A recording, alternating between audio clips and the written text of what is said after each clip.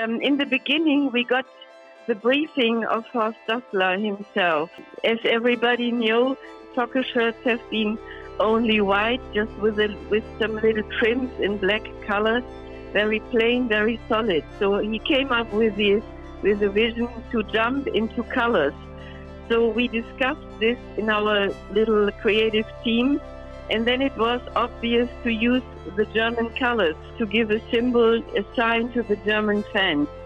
The three colors of the flag built up a very strong contrast.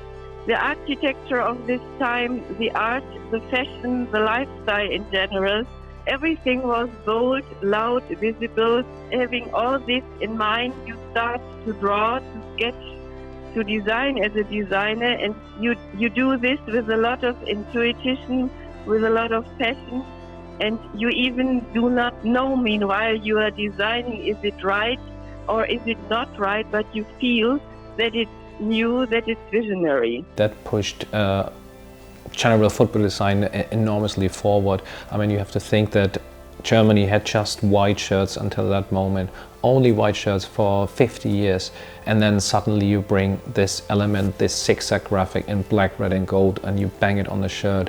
If you would do this nowadays and taking social media, you would get the biggest shitstorm ever probably for it.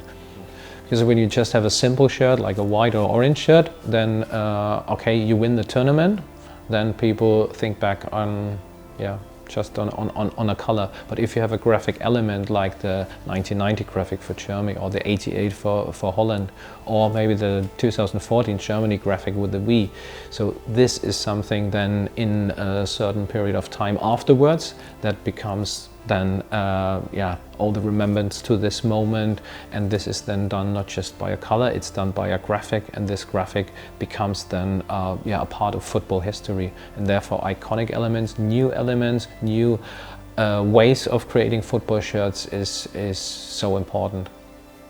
My advice would be actually be revolutionary in what you are doing. Try to make a real change. Irritate, provocate, look for a vision, and be confident.